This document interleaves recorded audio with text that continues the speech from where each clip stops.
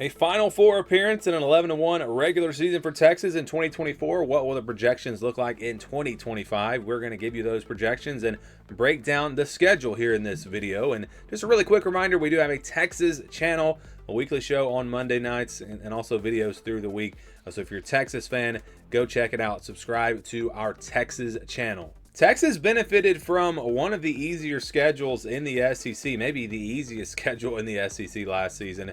We're going to look at it this year, though. Again, it's going to be the same conference matchups. Obviously, the non-conference is going to be tougher when you add in that team week one, Ohio State. So this is the non-conference. They will play at Ohio State. They also play San Jose State, UTEP, and Sam Houston. So outside of Ohio State, really no challenges, but obviously that's going to be a big one. And a massive game to kick off the season. So who do they play home? Who do they play away? Well, at home, they'll have San Jose State, UTEP, and Sam Houston. And then they'll play Vanderbilt, Arkansas, and Texas A&M. So only 3 home games in the SEC because they've got the neutral site game against Oklahoma. That's one of their home games this year, but of course it's not an actual home game. So yeah, Vandy, Arkansas, Texas A&M. If you're a Texas fan and you're wanting to go to a big game this year at home, not many options. I mean, Arkansas, Texas A&M, that's about it. That's interesting. You look at the road schedule, it's going to be pretty tough. Ohio State's on the road. Florida's on the road. Oklahoma, of course, not a true road game, but it is away from home, so we're going to put that on the away side. Kentucky on the road, Mississippi State on the road, and Georgia on the road. So, again, you look at the challenges in the schedule. You've got Ohio State. You've got Florida. I think that's going to be a tough one. Oklahoma, potentially. And then Georgia. I mean, 4 games on the road that are going to be tough. And then at home, Texas A&M's probably their only tough game. So most of the hard games for Texas this year will be on the road. So that is a negative to this schedule. But again, overall, the schedule, it's not horrible, especially in the SEC. So this is the full schedule. They'll open up with Ohio State on August 30th. Obviously, again, that's going to be a massive showdown there. 2 teams that just played in the college football playoff. Man, that's a tough one to predict, too. I think Texas is going to have more experience coming back, but it's on the road. So that's really going to be a toss-up type game, in my opinion. Then you've got San Jose State and UTEP. Then they'll play their first bye week, and then they'll play Sam Houston. So, yeah, you got all your non-conference games in the month of September. They don't play a conference game until the month of October, and that'll be a road game at Florida. I think this game will be much more difficult than the game last year. Of course, Florida did not have DJ Lagway in that matchup. It wasn't close at all. This time it's on the road. So that's a really tough one for Texas. Could see them losing that game for sure. We'll see. Oklahoma next in Dallas, of course, October 11th. Right after that first road game at Florida. So that's a really tough back-to-back. So again, when you look at this schedule in totality, it's not that bad. But where the games are and just like, it's actually a pretty tough schedule.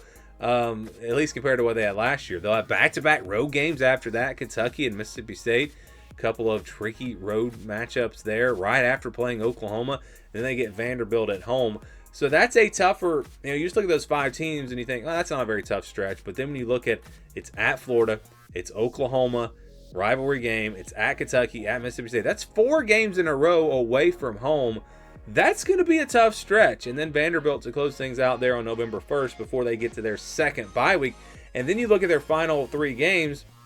There's Georgia on the road. That's going to be, between Ohio State and Georgia. You're talking about Texas potentially playing 2 top 5 teams on the road.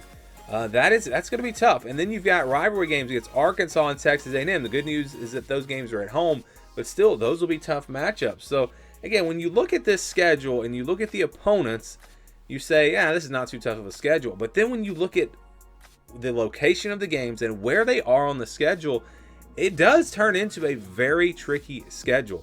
Again, we're talking about Georgia, Arkansas, Texas A&M, 3 big games in a row. We're talking about 4 games away from home, from Florida to Mississippi State.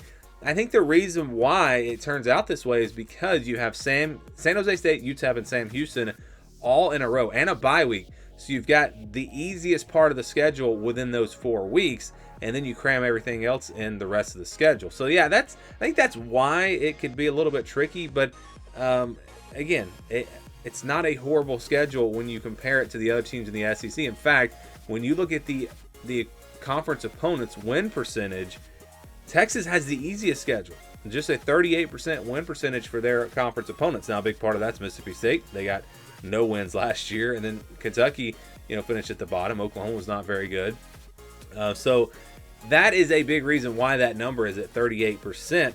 I don't think that tells the whole story, though, because they do have to play Georgia on the road. They do have to play Florida on the road. Good news is they don't play some of the other top teams. They don't play Tennessee. They don't play Alabama. They don't play South Carolina. They don't play Ole Miss. They don't play LSU. So, again, when you look at the opponents, it's a pretty easy schedule for Texas. But when you look at where they fall on the schedule, I do think it makes for a pretty tricky schedule for the Longhorns in 2025. Before we get to the projected record, just a quick reminder that memberships are now available. You can get all kinds of perks, early access to videos, member shout-outs, emojis, badges, exclusive posts and polls, and a quick shout-out to a new member, Sam Burkett. Thank you for joining. Thank you for your support. If you'd like to join our other members here, just sign up today. You'll see a card on the screen. Will Texas finish back at the top of the SEC? Well, let's take a look at these 2025 projections. Before we get to 2025, though, let's look back at some of the projections we've done from the last 4 years. Again, these are not my predictions. This is our formula that we use that you're about to see. And you can see in 2021, they were projected to go 8-4. They went 5-7. In 2022, they were projected to go 7-5. They went 8-4. In 2023, they were projected to go 8-4, and they blew that away at 11-1. That's really when they broke through. And then in 2024, a 10-2 projection, they went 11-1. So the last 3 years, they have actually beaten the projection by one game each year, or at least one game each year. I beat it by 3 games in 2023. Go back to 2021, and they were obviously a big disappointment. But it feels like those disappointing years are over for Texas. They are now starting to live up to expectations, and I expect them to be right there in the top 10, potentially top 5 again this season. So let's see what the projection looks like. Again, here's the schedule, and this is this formula that we use. Again, this is all based off of our tier rankings for 2025, our way too early tier rankings. And so if Texas, for example, Texas is in tier 1. If they play a tier 2 team, they're going to have a 61 to 70% chance to win that game. If that game is on the road, however, then it becomes a 50-50 game, and that's kind of the way it's calculated. And I do like to say you can kind of look at this in terms of point spreads. That's not what it's based off of, but it does kind of work out that way. 50-50 games are games where spreads are usually going to wind up 3, 4, 5 points. 61 to 70 games where the spread will be closer to a touchdown. 7, 8, 9 points. 71 to 80 games where the spread's probably going to be double digits, and then 80 or above. Those games where the spread will be 20 or more, and those games are counted as wins in this formula. So you can get to the wins here. You've got several of them: San Jose State, UTEP, Sam Houston, Kentucky, Mississippi State, Vanderbilt, and Arkansas. Now, all of these are not the same. San Jose State, UTEP, Sam Houston, those games are probably closer to 100%. Kentucky on the road right after playing Oklahoma, that's probably closer to 80%. And again, this is based off of our tier system. There is no personal picks here. I'm not making any predictions or anything like that. It's simply plug in the formula. This is how it comes out. So yeah, that could be Arkansas. I don't know if I'd put Arkansas in the green. That might be a game that I'd put closer to 75% because Arkansas is not bad, but it is at home. And again, with our tier system, that's where it came out in the formula. So these games, again, counted as wins, games that Texas should win. It would be a pretty big surprise if they were to lose any of these games, unless we get into the season and Kentucky turns out to be a top 25 team. Obviously, that would change things. But based on how it looks right now, these are wins that Texas should get. So now let's go to the games in the purple. You've got Oklahoma and Texas A&M. These are games where I think Oklahoma will be favored by about a touchdown. They are in a tier above both of these teams. So Oklahoma, Texas A&M's in tier 2. Oklahoma's actually in tier 3, but because it's away from home, that's why that one does turn out to be in the purple instead of the blue. If that was a true home game for Texas, it would be in the blue. And again, rivalry game, if you're looking at the human element of this, I would never put that game in the blue, even if Oklahoma was supposed to be terrible, just because of the rivalry and everything we've seen in the past. But again, just based off of our formula, it does come out in the purple. So Oklahoma and Texas A&M, games that Texas will be favored in, but you don't feel great about those games. You feel like they should win if they bring their A game, but if they don't, those games could be a little bit tricky. So yeah, rivalry games there, those will be tough. And then you've got Ohio State, Florida, and Georgia. So these are going to be the three biggest games, in my opinion, the three toughest games of the season for Texas. Ohio State's going to be a Tier 1 team, just like Texas. It's on the road. That'll be tough. Ohio State's probably going to be favored by a little bit in that game. Georgia, Texas. Again, a battle of two Tier 1 teams. Games at Georgia. Georgia probably going to be favored in that game. So if they lose both of those games, you're already down to 10-2. You can't really afford another loss. So that makes that Florida game huge. Now, Florida is in a tier below Texas, but because it's on the road, again, that does make this a 50-50 game. So if they lose all three of those games, Texas probably not going to get to the college football playoff because they're not going to have a lot of great wins. Their best win outside of those three games will probably turn out to be, Texas A&M, maybe Oklahoma.